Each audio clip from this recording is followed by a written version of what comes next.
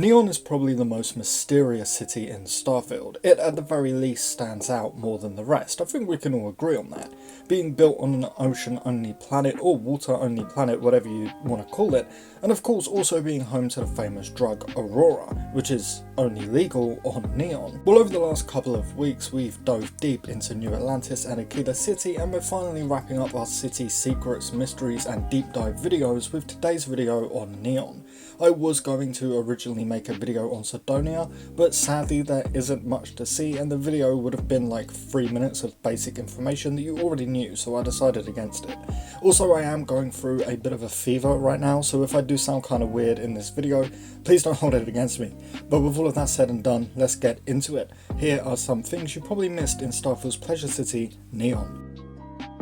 First things first, we of course can see here that Neon is in the Volley system, which was confirmed over a year ago, but we now know that Neon is in the Freestar Collective space, which is odd considering you can find a United Colonies soldier here. Off in the distance of this same shot, we can see the Welcome to Neon sign, written of course in neon, and overhead we can see the giant city above us. We're clearly at the starport / landing grounds now, so it appears we will fly into Neon and land sort of at the bottom of the city and then maybe have to walk up some stairs or take an elevator into the actual city. This shot still looks quite high above water. I am personally hoping that we can come down here, maybe rent a boat and go and explore Neon Seas. I really hope that Bethesda hasn't skipped out on that part of exploration in Starfield. Now, on our first shot of the actual city, it does appear rather small compared to other cities, which I suppose does make sense when you consider that this is just a platform. We can see Serg Arts Outfitters here. I may be pronouncing that name wrong, I probably am. This store will clearly sell clothes and possibly even armors. I really like the outfit that this character is wearing, so hopefully we can buy this here. We can see Reliant Medical here, clearly where we go to buy health packs and other health boosters and things like that. We can see the Volley Hotel here too. Knowing Bethesda, we will likely be able to actually rent a room for the night and stay here for at least 24 in-game hours. But over in the distance we can see Enhance. This is a place that will let us change the way our character looks, sort of like a surgeon in Fallout or a face sculptor in Elder Scrolls, but more on that later when we get a better look at the place. We can see this kind of cute little robot cleaner down here, and on this weird holographic sign thing we see SSNN written here. This is the Settle Systems news network based in New Atlantis.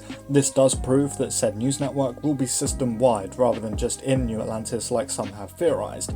I personally thought that that was blatantly obvious from the name, Settled Systems News Network, but there you go. Now this building is a little bit confusing, but it appears to be a Japanese inspired location on Neon. We can see some dragons of course hanging here, and I believe that this is a Japanese symbol here, but I could be completely wrong about that. I did Google Chinese and Japanese symbols and it does look more Japanese to me, but hey, if anyone knows what this symbol means, please do let me know in the comments. I'd appreciate it because I'm really curious about this building. Moving on, we do meet two characters in Neon. This lady who says if we have morality issues, then this isn't the job for us. If you've got morality issues, this definitely isn't the job for you. So we're clearly going to be doing something at least somewhat bad here, which does make sense as Emil has confirmed that almost anything goes in Neon. We next see this guy who sadly doesn't talk, but sitting in a chair like this, he's clearly the leader of some kind of group or maybe even faction. Next up we see Aurora and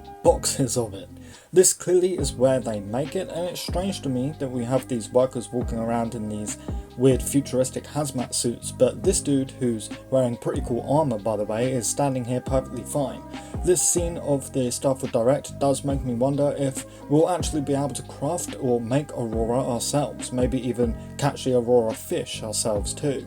Now Todd has confirmed that traditional fishing is not in the game, meaning we can't get a fishing rod and actually bait it up and go and catch fish, but I'm guessing that we can swim around somewhere and just click a catch fish button prompt as they swim past like we could in Skyrim. Now in this next shot of what I am assuming is the entrance of a nightclub, we can see weird writing on the walls. I believe that this says Astral Lounge. Astral relates to a supposed non-physical realm of existence where various psychic and paranormal elements of existence are ascribed.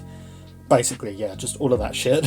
So maybe when we hit Aurora, we go to an astral place. This is really interesting. You can also see a poster here for Aurora that says best trip in the settled systems. This could possibly be implying that there are other drugs slash chems, whatever you want to call them, in Starfield's universe too, which again is exciting. Inside the nightclub, we can see signs that say Astral Lounge again, so this is definitely the name of this nightclub. We then see these weird ass people dancing in what I can only assume is some kind of weird kink fantasy costume from Todd Howard, but zooming in on these guys, we can see that their eyes look almost completely black. Maybe this is a side effect of Aurora, or maybe this just happens when we hit Aurora. Or maybe it's just the lighting and I'm stretching. Now in the next shot of the actual city, we can briefly see Kufai Market written on this wall. Again, I'm probably pronouncing this all wrong. Feel free to bully me in the comments. I'm too ill to care at this point. But this is what the market area in Starfield will be called. We will figure out the pronunciation at some point in the future. Off in the distance, we can see the spaceport terminal, which is possibly what leads us to the lower levels down to the spaceport outside of the city that we saw at the very start of this video. We can see a couple of people wearing some weird hats here, and we can see something meant written on this building here. This could be supplements or replacements, although actually I think I can see a little T here, so honestly who knows. Zooming in on this little poster, we can see that it says the Neon Legend with a DJ on it. I do wonder if this woman will play in the nightclub we just saw, or maybe, hopefully, Neon will have multiple nightclubs. Now we can also see a 3-star Rangers building here. Again, this is kind of weird considering in the last showcase we can very clearly see a United Colony soldier walking around in neon.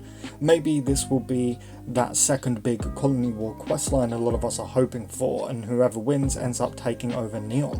Maybe we can side with the United Colonies, destroy the 3-star collective and completely take control and leadership over Neon and Aquila City. Here we can see another information kiosk that I've mentioned in all of my previous city deep dive videos. These are in every single city, including Sidonia. These will likely give us information on certain NPCs, maybe give us some quests to find, and also we can trade items at these too. At least I assume so, considering the one in New Atlantis has Trade Authority written on it.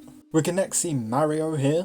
It's me, Mario! About to be viciously gunned down by 2 neon guards. This looks quite high up if we look at the windows. You can briefly make out the top of Neon's glass rooftop from the windows, so looks like we're going to be going up in the penthouses, yay. Moving on, we can straight up see a murder scene here. I did originally have a theory that we would find this body in the Volley Hotel and then get sent down a murder mystery questline, much like the Blood on the Ice questline in Skyrim, just hopefully this time the quest would actually work. But considering our character filmed this dude just walking out of the scene with the knife in his hand, I'm actually wondering if we are a part of the people who just murdered this poor guy. And it's going to be interesting to find out for sure, and what's even creepier is we can see more blood splatter on the wall in the hallway here, looking like somebody just got shot in the head. And a very small thing which I love, we can see these little jellyfish in a tank here. This is really cool. I really hope that we can build these in our outpost. And back to this final shot of Neon, we can see this enhanced building again.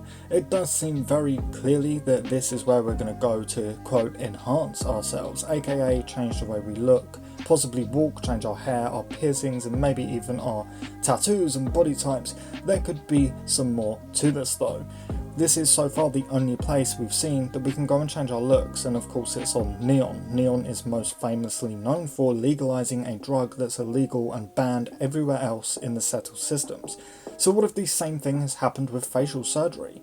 What if we can only do this on Neon? I mean, it would make sense for the United Colonies to ban this to stop Crimson Fleet pirates from changing how they look after pulling off a massive crime or something like that. But hey, that is sadly all we see of Neon. We actually see Neon the least amount compared to every other city besides Sidonia, which really sucks because Neon is my most anticipated city. And look, I also just want to say sorry. I know that today's video is like not my best content at all. I am really sick if you can't tell, but Either way, if you enjoyed the video, I kindly ask that you please do leave it a like. It really helps out my channel and myself more than you can imagine.